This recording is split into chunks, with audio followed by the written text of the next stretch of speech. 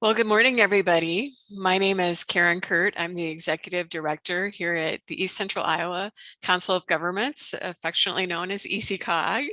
And we're happy today to be able to host a webinar on the Homes for Iowa program, a relatively new program that has started in our state, which we think is particularly important given how often we hear housing is a top concern from our communities and our employers. And so I'm really excited today to welcome three panelists that we have with us. First of all, we have Mike Norris, who's one of my counterparts working at, let me get this right, Southeast Iowa Regional Planning Commission. Welcome, Mike. Then we also have Steve Gordon. Steve is with AM Management, serves as Vice President there, and then also with let me get this right, Saddlebrook Meadows Development. Welcome, Correct. Steve. Thank you. And then lastly, we have Tracy Achenbach. Tracy's a housing director here at ECOG. And I know that we have people joining from various parts of the state that may not be part of the region that we serve at ECOG. We serve Lynn, Johnson, Benton, Iowa, Washington, and Jones County. But rest assured that if you don't have ECOG to work with, there is a similar type of organization in your part of the state that provides similar services and that can assist you with the Homes for Iowa program. And you can find out more about the program and who that partnering organization is if you go to the Homes for Iowa website, and we will post a link for that website in the chat box. And while we have some questions for our panelists today, and we're going to go through a brief PowerPoint. We really want to hear from you and what your questions are, so feel free to throw those in the chat box as we go along, and we'll do our best to get to those questions. If for some reason we can't get to every question, of course, feel free to reach out again to us at ECOG or to any of the contacts on the Homes for Iowa website. So with that, Mike, I think we're going to turn it over to you just to kind of give us that snapshot of what is Homes for Iowa? What's this all about? You bet. Well, thanks so much, Karen, and great to be with everybody today. This has been a journey to be a part of Homes for Iowa, starting back to about 2015. And here we are and growing and just working with a lot of great people and partners. And so it's really my pleasure to talk to you about Homes for Iowa today. So have a slideshow to go over the basics of the program. There's a few slides here. A lot of them are pictures, and happy to share this with anybody that wants it. So pictured here is a house kind of near and dear to me. This is house number one. The first house that was ever built, and it is in my area here in West Burlington. So I just put this in the slide, and it's kind of a sentimental thing.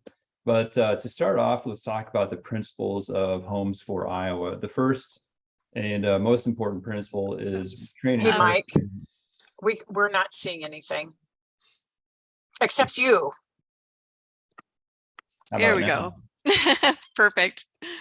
So here's house number one. That's near and dear to my heart. Apologize for that. This is a 3-bedroom narrow house. So back to the principles. First and foremost, we trained incarcerated men in the building trades by building these homes. The second is to provide a new pipeline of talent for Iowa employers. Next, reduce recidivism, and then also produce high quality, affordable homes for Iowans delivered across the state. So a little bit more about the house. These are stick-built homes off-site and delivered in one piece. It's all 2x6 construction. They're highly insulated. We insulate the attic to above the standards. We have R29 walls. We have heat recovery ventilation. We also have exterior foam for thermal break on the outside of the home. The main floor is flexible. It has laundry on the first floor, 2 bathrooms, and the 3-bedroom model does have all 3 bedrooms on the main floor. Since it's stick built, you can add on to it. We do make a 2-bedroom model as well. This year, we are selling homes for $90,000 for a 3-bedroom, and then a 2-bedroom is 76, and these costs include delivery and setting on the foundation. Anyone can develop the home, private, public, nonprofit, or individual. So it's a really open process for anybody that wants to participate. There's not very many restrictions, but there are a few. So the ultimate buyer household income has to be under $100,000 taxable. The home can't be rented for 5 years. We have a little clawback clause. If appraisal is higher than the purchase price, we reserve the right to claw that back evenly over 60 months on a receding basis.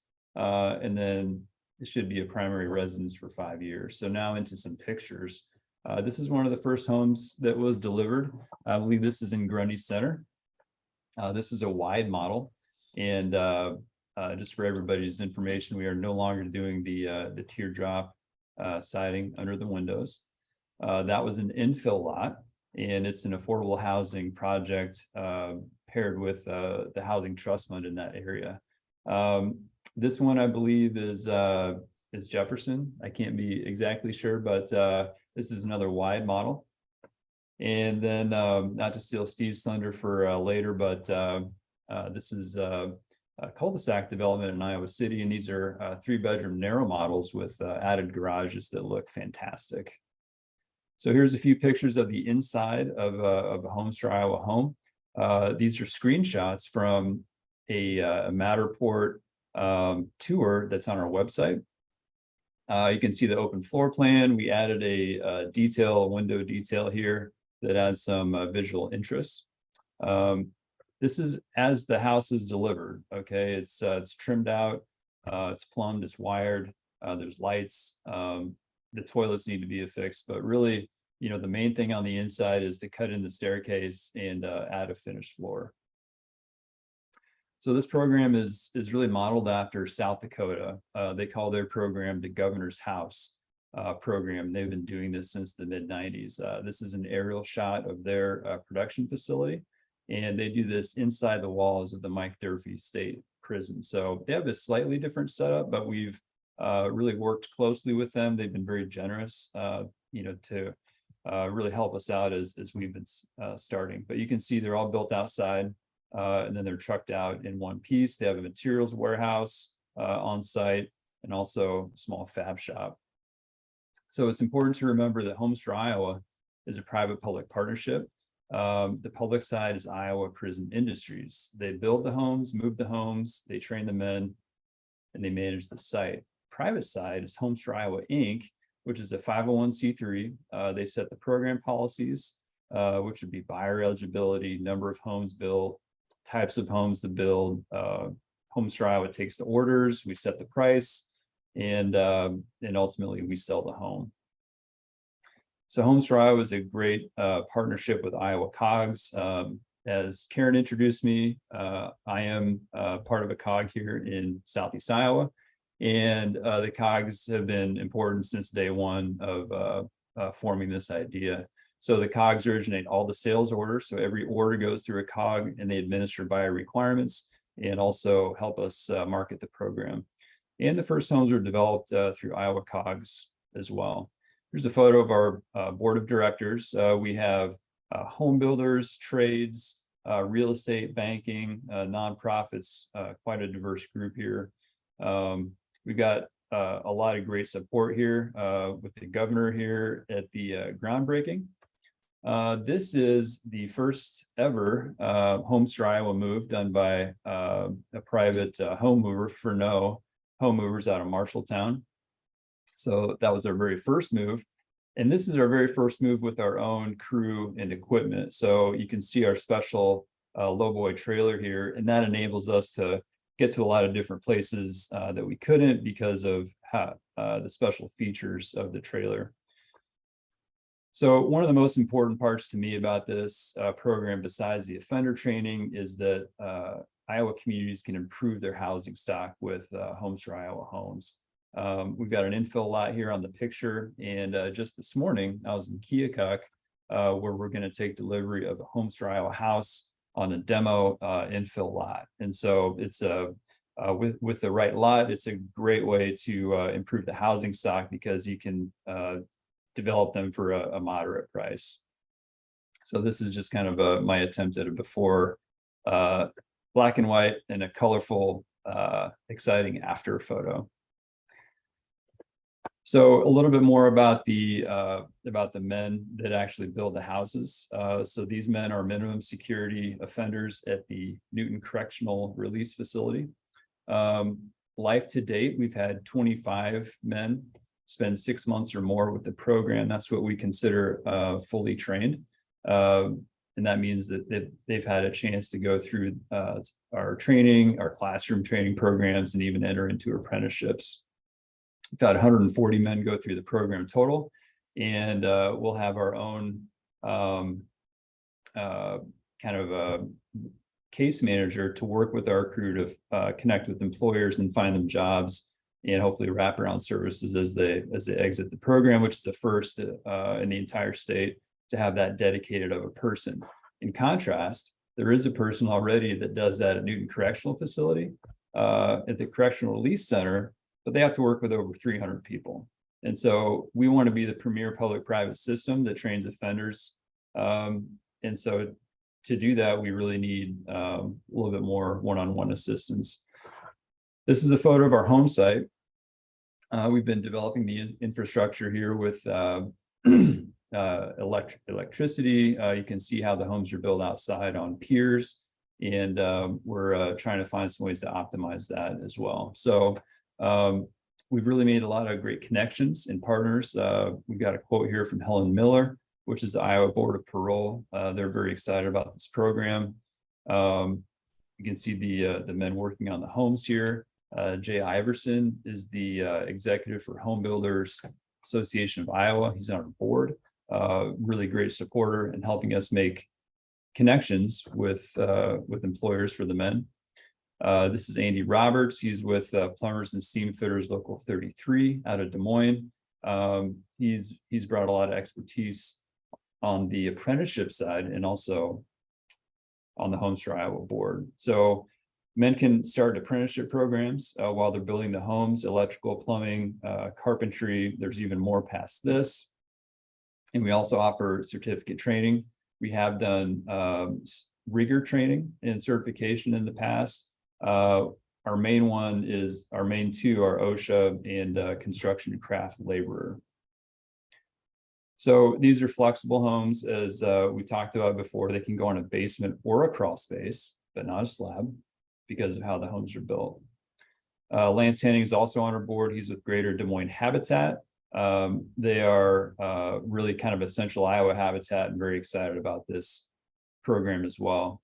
We've had a lot of news coverage about the program and what it could mean for the state. And we also try to work with state businesses and suppliers. These are Windsor windows that we've used for a couple of years. We've transitioned to Pella windows, which are also very high quality. So every county in Iowa is eligible. There's no place that we can't deliver to as long as the house can get there. So here on the map, you can see the spread of homes that we have delivered so far, and will be, I believe, at the end of 2022, we anticipate delivering 29 homes, and then we'll be in like 25 or 26 different counties. So another bit of news coverage. This is a house that went to West Point in my region. And recently we've received some fantastic news that will help the program grow. Governor Reynolds allocated $10 million from American Recovery money to grow and sustain this program. And what that will be spent on is a new warehouse, another home moving setup, so we can have 2 moving crews, more materials, and then professional staff. So the growth plan is to build and deliver 100 homes annually by 2026. And so we've had just fantastic support from the state and also a lot of people. One of the most common questions that we get at Homes for Iowa, but then also just around my region is, how much do these really cost to develop? It's a variable number. It depends on a lot of different conditions. is there a land price and what is it? Is it a basement? Is it a crawl space? If is it a private development with built-in developer fee or profit? Is there a garage, finished basement? There's even more questions beyond that. So it's really variable. I've done a couple of these bare bones, and you can get it down near 165, but that was under some different cost conditions. I would probably bump that up another 10 or 15,000 at this point. So this is just for informational purposes. This isn't really based on actual bids, but kind of a conglomeration of experience and numbers that I've seen in the past. So that's the quick tour of Homes for Iowa. Again, happy to send this presentation. It's a public resource, and look forward to taking some questions, and really appreciate your time today. Thank you, Mike.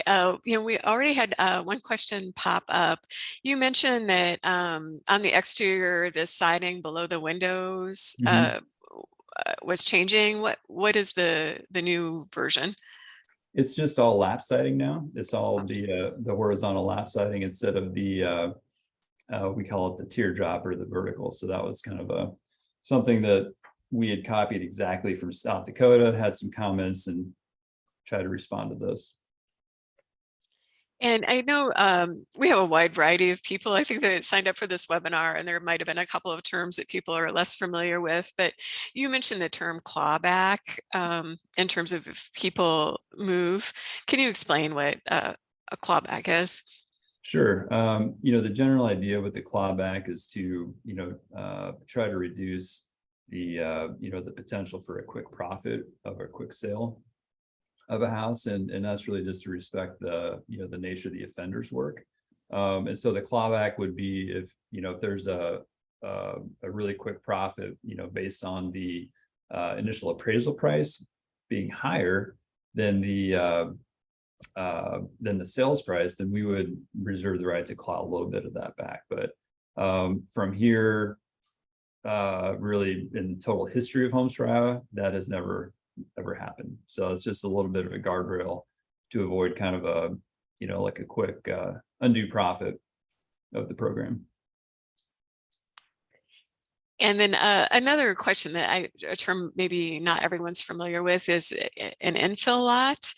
And I know that we as ECOG are excited about the potential of this program for infill lots, but would you explain that for a minute? Yeah, I guess there's different kinds of infill, but what I look at as infill is really kind of an existing older neighborhood that you can put a new house into. And so most typically that would be where an older home has been demolished and an empty lot remains. And so an infill project would be putting a new house on that lot where the demolished house was. Thank you. So I'd like to shift gears for a minute and turn it over to you, Steve. And because you've been the first developer in our region to take advantage of this program, and multiple times. So just out of curiosity, what got you interested in the program? I think I heard about it. I'm on my work with the Housing Trust Fund of Johnson County, and we've partnered with Habitat for Humanity before. We've sold them lots in our developments periodically over time, and in discussing with the director of Habitat here locally some of the challenges they were having when COVID set in with getting crews and their philosophy of the shared work of building a house. They couldn't really do that anymore with the restriction of COVID. So we kind of got together and decided that if we could have the house already constructed, that would help them continue to keep their pipeline going, continue to provide houses. They had people interested in houses, but were having difficulty building them. So it just seemed like a good fit. And we had a new subdivision that we had just put in. We had built, we had 14 lots total.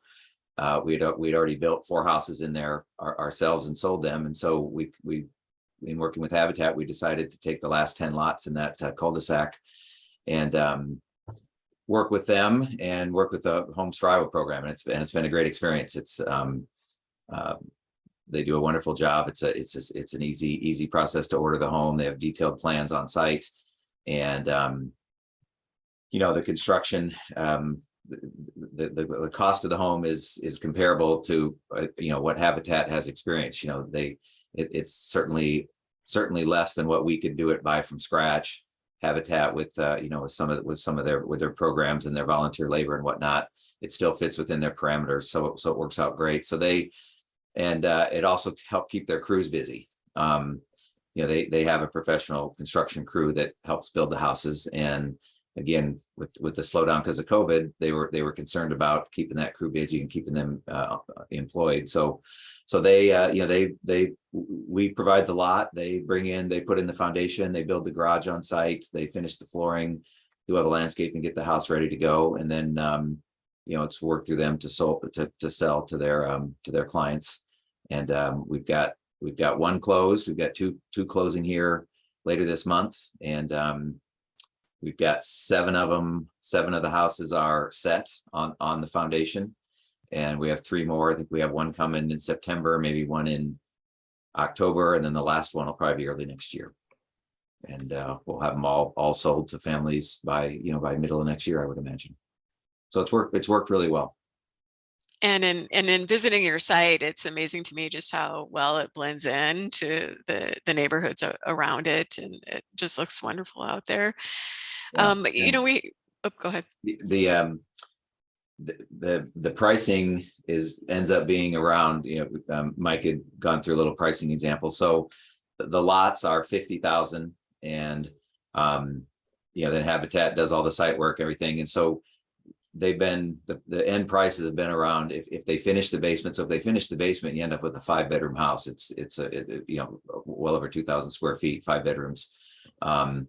And so those have been around 250. And if the basement's not finished, about 220 total end price. And again, in the Iowa City market, that is a astounding price. No new construction is anywhere even close to that for a single family home. So it's worked out very well in that regards, meeting that goal of providing affordable single family housing that just can't be done otherwise.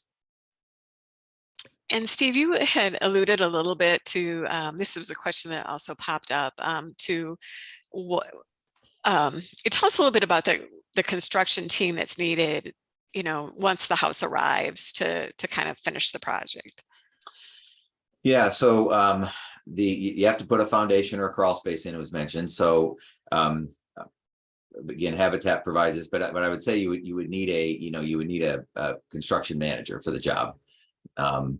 And then so then that construction manager would hire a excavating crew to dig the hole and bring your utilities into the basement, and then a cement crew to pour your foundation and your basement floor, and then all your flat work. You need a driveway. In our case, need a framing crew as well, because we added a garage and finished the basement. So if you're doing that, you got to frame up those areas.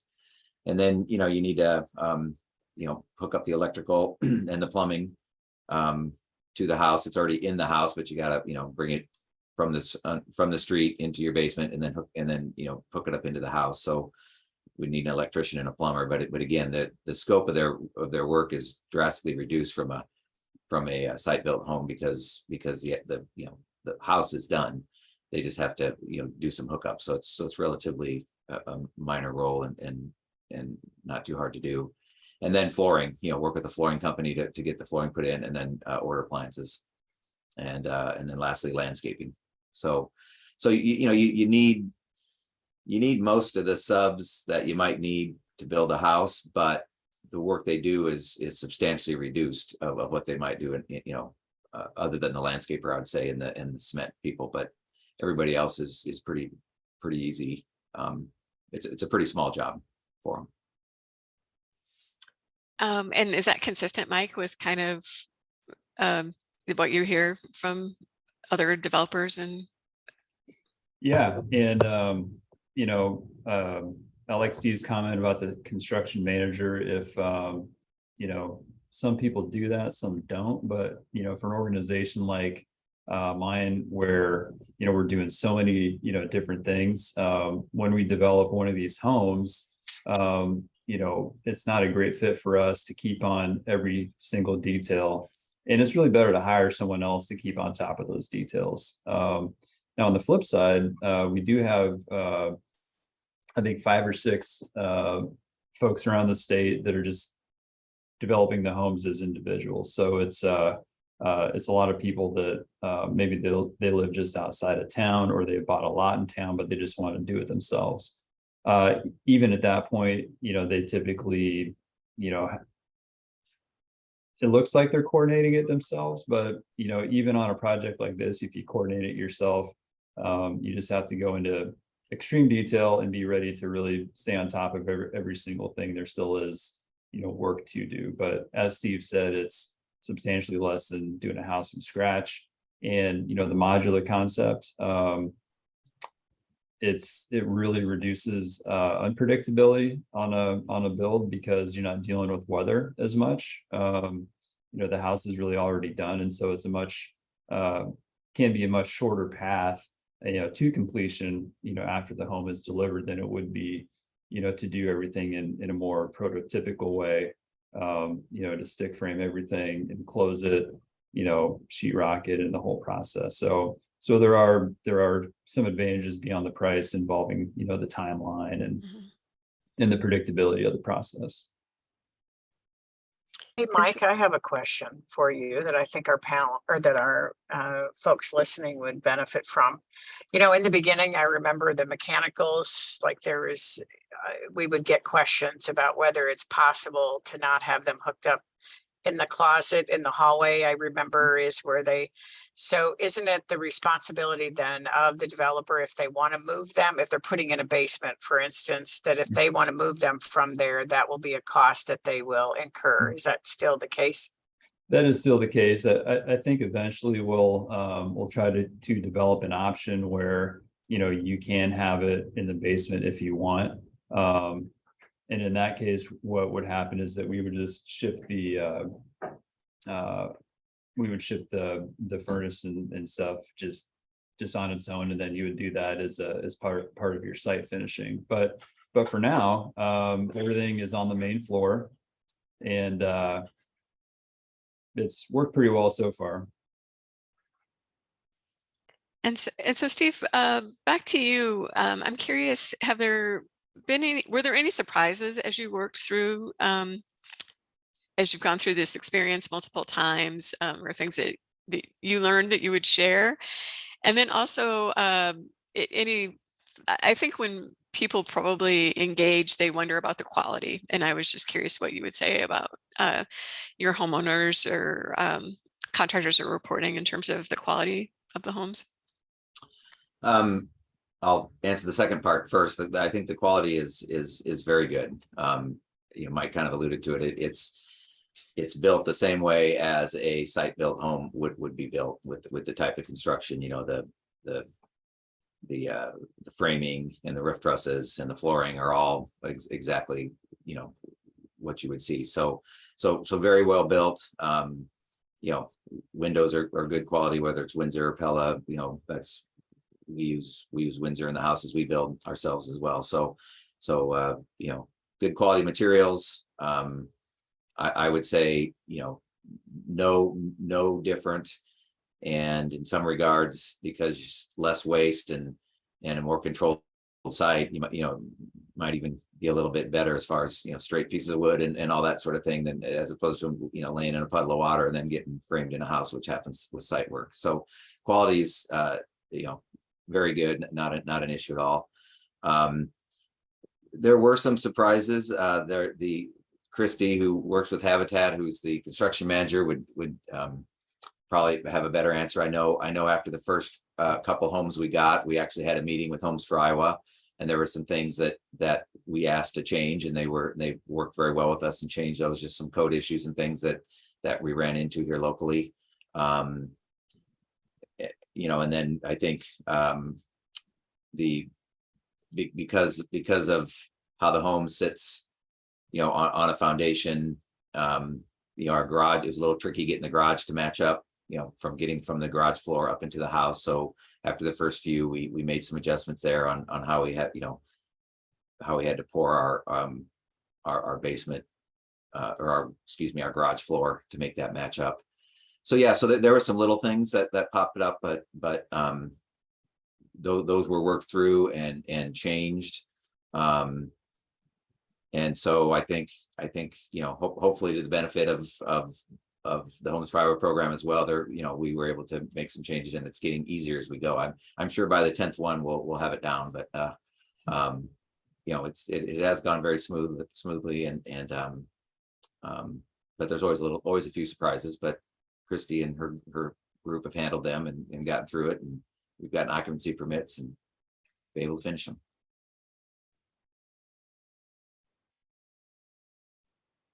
Oh, you're on mute, Karen, I believe. Trying to save everyone from my computer dinging. A question that's popped up has to do with handicap accessibility. Are there models that have handicap accessibility? So the models aren't literally handicapped accessible. I would say they're, has generous hallways and doorways and things, but it's not ADA, totally ADA compliant. It's some that is on our strategic plan, is to develop a certified ADA design, but we don't have one yet. What I would say is anybody who is interested to see a Homes for Iowa house, we do regular tours at the Homes for Iowa site. The home plans are also available. And so, if let's say an elderly couple or someone who is physically disabled wants to really see what the dimensions are, what it feels like, I think the best way would be to try to find a way to go through a house, but the plans are freely available, and people can look at those as well. That was one of the you bring that up. That was one of the issues that we had early on, is Iowa City requires that you make a home adaptable. You don't necessarily have to make it accessible, but you have to make it adaptable. So things like backing in the bathroom wall, so you can put a grab bar and be able to frame the doors out a little wider. So the framing does that. So those were a few of the things that we needed, and I believe they're being done now. So I think there is backing in the bathroom wall, so a grab bar could be installed, and I think the doors could be reframed to be accessible and those sort of things. So that was one of those little issues that I talked about when you mentioned that. It reminded me of that. So. And it sounds like that's one of the wonderful things, is that it's kind of constantly being adapted as you're getting feedback from the market. So that's fantastic. So Tracy, maybe I'll wrap you into this conversation. If there's somebody that's listening today that's intrigued and wants to learn more, how does the process work? How do people apply to purchase a house? Sure. Thanks, Karen. So of course, in our region, folks would reach out to me. Steve reached out to me. I've known Steve a long time, so he knew where to find me. But you would go to the Homes for Iowa website, I would think, for a start, just to be familiar a bit. But then you would reach out to me on the Homes for Iowa website. There's a I don't know what's a title at the top that says COGS, and you would click on that. That would take you to which council of government serves you, and then who the contact information for that council of government. So the very first thing that you really have to do is, I would do, if you were in my region, I would fill out a pre-order checklist, and that's really just to identify the location of, because Homes for Iowa needs to make sure there are some things that I need to do. We look at the lot to see if it's going to be deliverable to have a house delivered there. I had a home in a community in Jones County that the home, just the people had purchased a lot. They wanted to do a retirement home. They weren't able to do it because the particular lot they had purchased ended up being very located in a spot that Homes for Iowa determined was not, that the house would be difficult to deliver there. That's the only time that's happened. And I've had in addition to Steve's, I've had 3 other people who got along in the process far enough to try and figure out, where's the home they were going to build. But the very first thing then would be to fill out a pre-order checklist, reach out to your council of governments, talk to them about what you're wanting to do, and then to submit a pre-order checklist. I would also, though, say I would caution that you don't really want to do the pre-order checklist unless you're fairly certain you want to do it, because you don't want to have Homes for Iowa go to the work of figuring out, is this home deliverable, if you're just kind of throwing something against the wall to see if it'll stick. But if you really have you're thinking that you have an intention.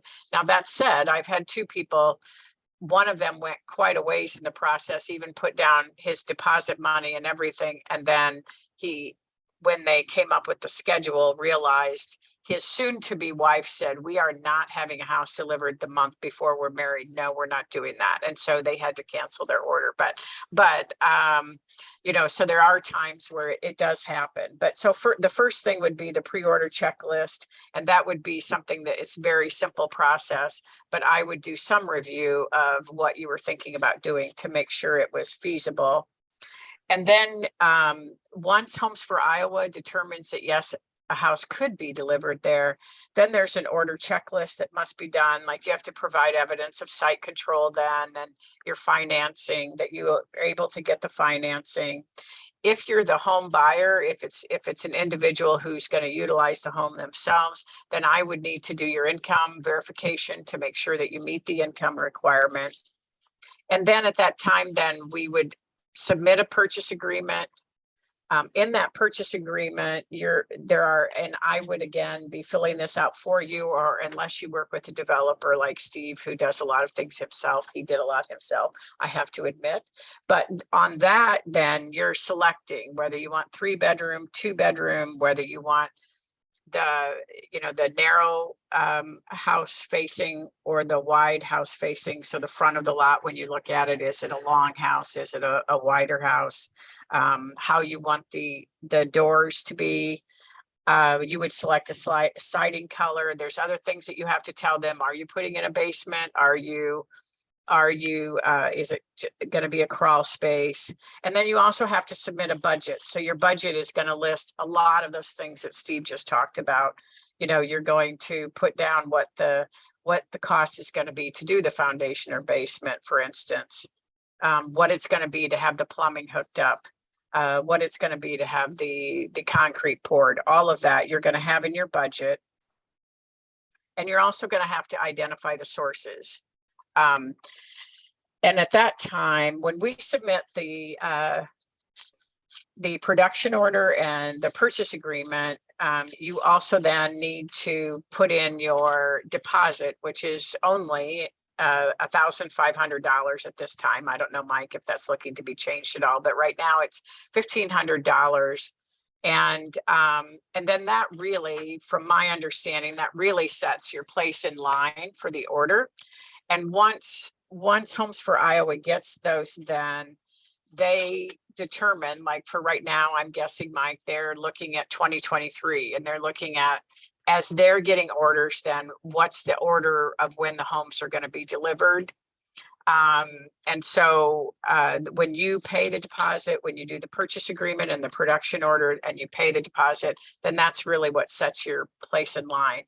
I say that, but up to this point, Homes for Iowa has been really good to work with, as far as they know sometimes when I'm putting stuff in my head and talking to people and thinking I may have something, they know about that, and they kind of do a tentative place in line. But I don't have anything firm until I submit the purchase agreement and the production order with the deposit money.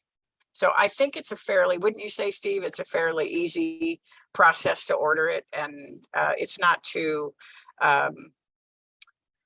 if you were to do any home, you'd have to come up with your budget and how much you thought it was going to cost and all of that. So I don't think there's anything too much above and beyond what you would have to do in normal construction to fill out the paperwork. And that's, of course, one of my roles, is to help you with that anyway, is to make sure.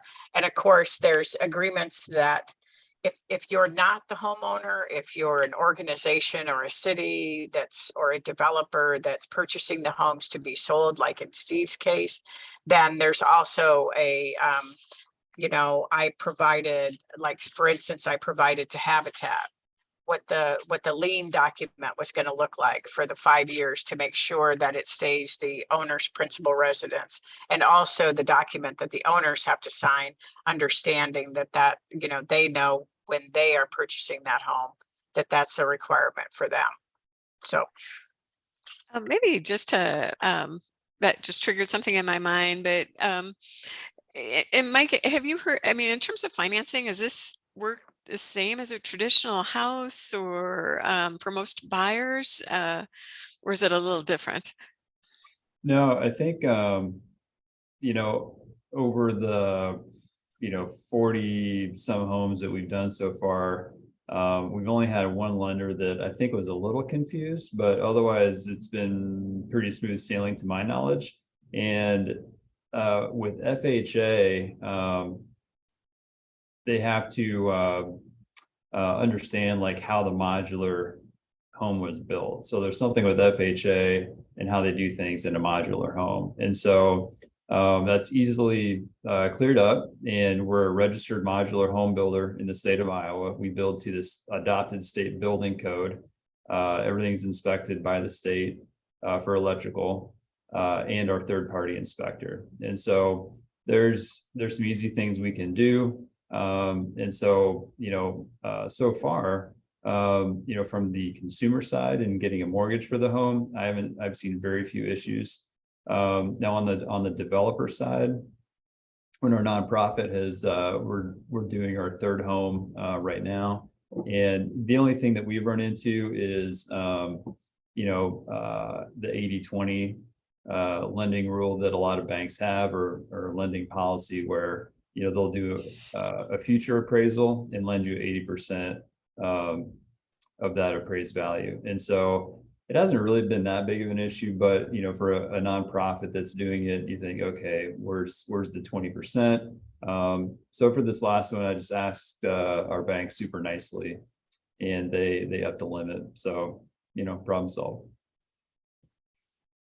hey, that reminds me too, Mike, one of the things I would be negligent to not mention. Steve mentioned that he heard about the Homes for Iowa through the Housing Trust Fund of Johnson County. But I would also encourage, at your council of governments, there is likely a housing trust fund, and they may be able to help with a down payment assistance, or at least buy down some of that cost for the buyer of the home, so that while we think it's more affordable than a lot of homes being built right now, it's still, there is a need there for a buyer to probably get some down payment assistance. So I would also encourage you to look into your housing trust fund, your local housing trust fund, which, if you went to your council of governments website, you might be able to find information. And at the very least, they probably would be able to help you find who it is that you need to talk to about perhaps getting some assistance for the buyer of the home. And I think, Steve, isn't the Housing Trust Fund of Johnson County providing some grant or something for these homes as well? Yes, they are. They are providing, if needed, a down payment assistance for the buyer. So it's in the form of a long-term low interest or 0% loan, but it gets the down payment. So if you need to help meet that 80-20 rule that Mike mentioned, you can do that. So. And I apologize because somebody might have mentioned this, but I heard Tracy talk about a payment that needed to be made at application. But when are the other when do you actually pay for the house? Yeah, so the house, so the balance of the house is due on delivery. And so what we do when the house is delivered is that we ask the COG to collect the final payment upon delivery.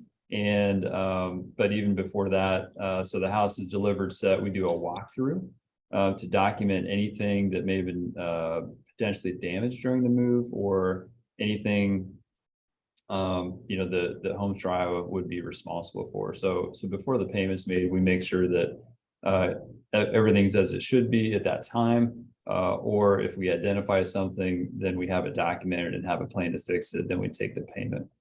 And so that's, so if it's a $90,000 house, you put 1,500 down, then the remaining balance of 88,500 would be due when the house is set. All right. So to our audience members, we've got just a few more questions on our end, but please, if you have questions, feel free to toss those into the chat box, and we'll get them before our panelists here. And so, Mike, Tracy had also mentioned that she had this one situation where the lot itself wasn't going to be a good match for a Homes for Iowa house. Can you talk a little bit about the situations where this might not work so well? Yeah. So as you can see from the photos, we move all the houses with a trailer. And so, all these really have the same footprint of 24 feet by 50 feet. And so if you imagine the 50-foot side of the foundation, that's where we have to pull the house alongside, to slide it off.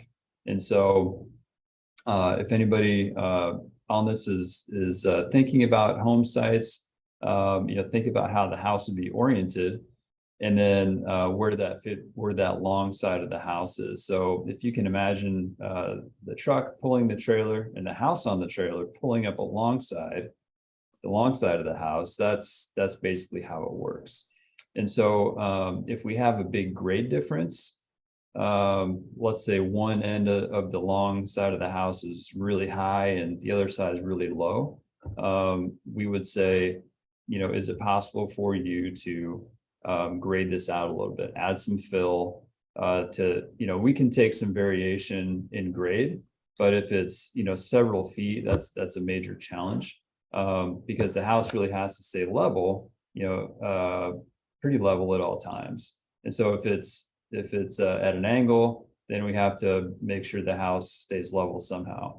And so we don't have exact specs for that, but if it's, let's say 2 feet out of level on the long side, we probably deal with that. If it's like 3 feet, need to do some dirt work and level that out. We get questions on walkout basements as well. Can we do that? Yeah, it is possible. We just have to be super careful on the walkout side and in the way that we use the jacks around the house. So of course, like everything, a level lot is best. We can take some variation, but if it looks like there's a lot of variation, that's something we need to talk about and see how we can accommodate it. All right. Steve, we had a question here, and I don't know if we covered it or not, but the question was, what are these houses selling for and appraising for in Iowa City? The ones that the recent ones we've sold, if the basement was finished, I didn't necessarily see the appraisal, but because the buyer would have ordered that for the bank. But I think the basement finished appraised around 260, and I think it was sold in that 250 range, in that range. And then I think the one without the basement finished was in that 220 to 230 range. So they're selling for because it's work with Habitat, just whatever the costs are, that's what they're selling for. I would think that if it was just, a 5-bedroom house with a finished basement would appraise for a lot more than 260 if it wasn't part of the Habitat program and, just being financed and funded that way. But I don't have an appraisal on that. So. Thank you. Mike and Tracy, if you're listening and you're with a city, maybe a smaller city, what types of things might you be thinking about in terms of how you could utilize Homes for Iowa?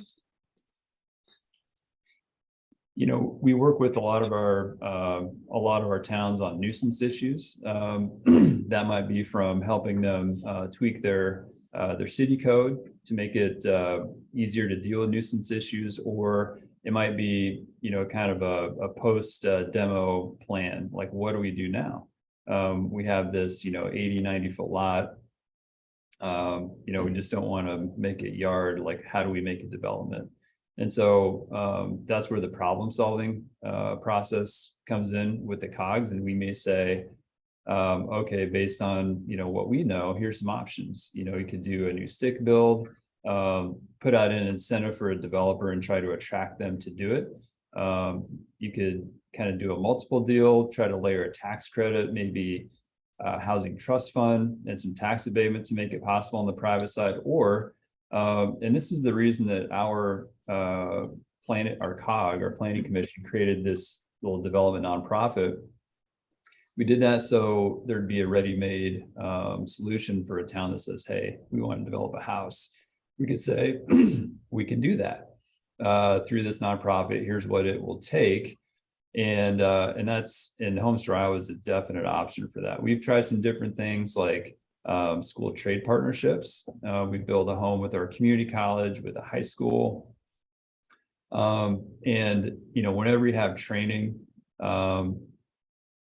it usually takes a little bit longer because you're just not there to get the work done. You're there to learn and get the work done.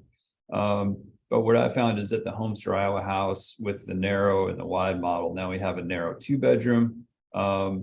There's quite a few places where you could do a Homestar Iowa house, but there's also just an overall value in talking about the process and kind of bringing out different information and sources of knowledge, so that if it's not Homestar Iowa, if it's not a stick build private developer, maybe they come up with a solution on their own, but there's a real value in just going through these different iterations on how to add housing, how to add value on lots where it's really hard to add the value since it's demolished. And if it's demolished, it's probably in a lower value area. So there's real challenges, but there's 2 ways to win. Either you bring up enough information and examples to create their own solution, or you give them a solution. And either way, there's a solution. So the first thing is to talk about it and go down those paths. And one thing I would add, Mike, is that some of the small towns that I work in, they assume because they don't have developable land that they need more housing. They assume that they can't create more housing. But part of it is that sometimes they don't recognize lots that maybe would be buildable lots. Like, for instance, it could be someone who has always had the lot next to them or 2 lots next to them, and they don't necessarily want to keep mowing all of those lots anymore. They're older and they would be open to selling them. So one of the things that I try and do is encourage communities to take a realistic view of your community, of where there are available lots, whether you think they're available or not. But if they're vacant, let's look at them and just see, is it something that could be buildable, since if they don't have the land. Because I think that one thing that smaller all communities probably think this way, but they think more in larger development type scopes. Right. And they don't all have to be Steve Gordon and do 10 homes in one place, but they could have a vacant lot one place and a vacant lot somewhere, and that's at least creating 2 housing opportunities in their community that they didn't have before. So I like to make them think about that. It's really important, especially for older neighborhoods to have higher value points, so that, there's something that can be an appraisal comp or something that can help increase confidence that, hey, this isn't as risky as I thought it was. There's a new house right there. I can put new siding on my house now. There's just a lot of value to be had there, but it's not as easy as, we drive through a metro and see all these new houses. A lot of our towns don't have that opportunity, but there are opportunities. They're just a little bit longer path. And so for any of our panelists, any final thoughts you want to share before we wrap up today that we might have missed? I guess I would say I invite anybody to tour the Homes for Iowa site outside of Newton. We're really happy to show off the program. We're so very appreciative of everybody that's worked with Homes for Iowa, and that's what's really made the program grow. And then last, I would just invite people to imagine Homes for Iowa in their own way. There's probably a lot of ways that houses have not been used for yet, and we're happy to imagine those scenarios with you. And I would just say, I encourage you to reach out to your COG, even if you're just thinking about it right now, because probably your contact at the Council of Governments will be able to talk through some of your concerns or your questions, or at least get answers from Homes for Iowa. Homes for Iowa has been great to work with for me. They've answered all the time. Mike, I reach out to him all the time because I know he has a lot of experience, and of course I appreciate Steve Gordon because he's been the greatest developer that a person could have for the first ones that you're doing in your region. So thanks, Steve, for that.